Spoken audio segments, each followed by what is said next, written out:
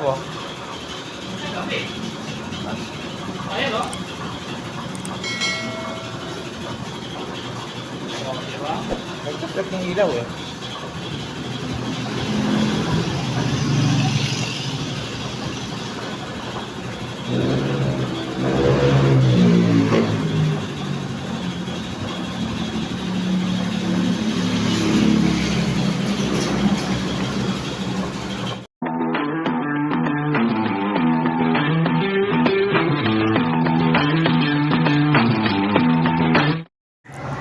So good day sa inyo mga Repa Pips. Bali dito natin sinampulan yung ating intro kanina na nagre-rainbow effect mga Repa Pips. Siyempre sa umpisa, ang gagawin natin is i-base coat natin yan ng kulay black. So wala akong makitang black na material sa ating spray gun. Kaya ang ginawa ko is meron tayong atirang spray can dito na flat black. Pwede naman yun.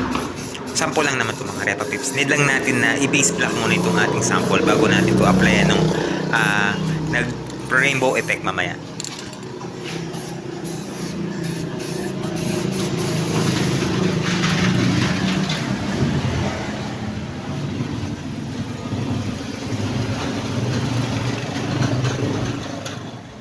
At dahil flat black yung ating pinang-spray dito kanina is ganito na yung itsura niya o kinalabasan niya after na matuyo mga Repa Pips. Nag-flat na nga siya o nag-matte black na siya. Pero kulang pa yan sa drying time mga Repa Pips. Need natin na ibilid pa natin mga Repa Pips para magpantay-pantay o maging fully uniform yung kanyang kulay dito. So ilagay muna natin dito sa taas ng ating bubungan ng sidecar para mabilad siya dyan. Bali kaya nag-rainbow effect yung ating sample kanina mga Repaps. Gumamit ako ng ganitong glitters, yung sobrang lit na pinong glitters mga Repaps na nabibili sa online. So ito yung ilalagay natin sa ready mix top coat clear. So bali ang gagawin lang natin is mag-mix muna tayo ng top coat clear. Tapos ito is ilalagay lang muna natin sa malinis na lalagyan o maliit na container, malinis na container na maliit. Kung meron kang plastic cup is pwede rin yun. Basta malinis mga Repaps ha. Pagkatapos halo mo natin ng konting thinner. Tapos yung thinner na yun, yung ipanghalo natin dun sa ating top coat clear mga Repa Pip.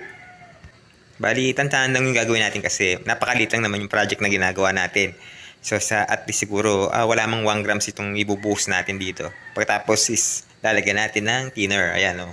So bali ganyan yung kinalabasan niya mga Repaps. Pero hindi mo to direktang i-spray mga Repaps kasi baka mag-haspi lang yung hindi magpantay-pantay yung glitters dun sa ating project na i-sprayan. Need na kailangan is meron siyang halong top coat clear. Bali gagamit tayo dito ng top coat clear na Hansal na brand mga Repaps. So ito yun. So maghahalo tayo. Yung kanyang top coat dito mga Repaps na Hansal brand is yung kanyang ratio is 3:1:4. So yung 3 yung kanyang base na clear coat. Pagkatapos yung 1 yung kanyang 1 parts na catalyst. Tapos pagsasamahin natin yon kung gaano karami yon yung 3 tsaka 1, edi 4 yun mga Repaps. Ganun karami yung thinner na ilalagay natin. So bali, ulitin ko lang, 3:1:4 yung kanyang ratio mga Repaps. Tapos ihalo natin dito yung ating linagyan na thinner na glitters na rainbow effect mga Repaps. Bali itong tansyahan na 3 parts ng ating top coat clear, lalagyan natin ng 1 parts na catalyst. So ganyan lang yan, kakonti kasi in-estimate lang natin yan dun, base dun sa ating ginagawang project mga Repaps. Tapos lalagyan natin ng thinner. So tansyahan na lang din. Pero dapat yan mga Repaps is yung sinabi ko kanina 3:1:4. Kung gaano karami yung top coat na may catalyst, ganun karami rin yung thinner na ilalagay ninyo. Tapos pwede nang ihalo dito yung ating glitters na rainbow mga Repaps. Make sure na ihalo nyo mabuti mga Repaps para hindi yan magbubuo sa ilalim para hindi yan magbara sa ating spray gun. Pero hindi naman ako na-experience ng nagbabara sa aking spray gun mga Repaps. Safe na safe naman yung spray gun natin dito. So yun, after natin mahalo yan is pwede na natin itong spray dun sa ating sasampulan mga Repa Pips. So ito na yan. So bali at least kahit 1 full coat lang to pwede na yan mga Repaps. Basta na fully uniform natin yung ating inisprayan na subject.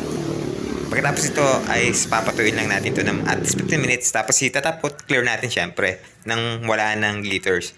So bahala na kayo kung gaano kakapal na top coat yung gagawin ninyo dito.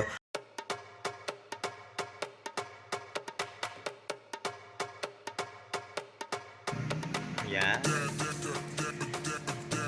Hindi, ikaw yata yung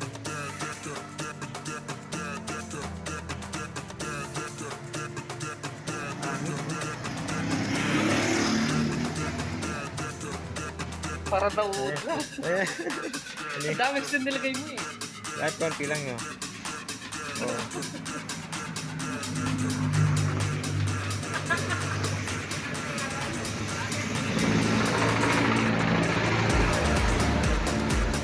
Dito. Dito siya ma-appreciate to. Dito pre. Pre, kaya ganda.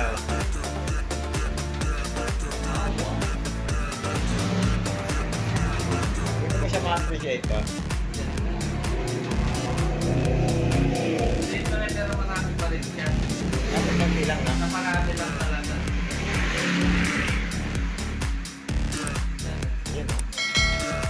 Naparami lang pre. Ay, hindi nga masyadong kita sa cellphone mo pre. Tignan mo yung... Oo, no? Mas maganda siya dun. Oo, tignan mo sa walang na cellphone. Bili kaya akong iPhone ngayon. iPhone 15. iPhone?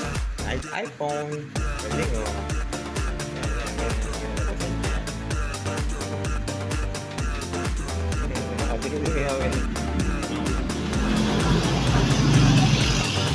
Bali dito after natin matapot mga repa, 50s ganito na yung kanyang kinalabasan. Mas ma-appreciate mo siya pagka natapot clear.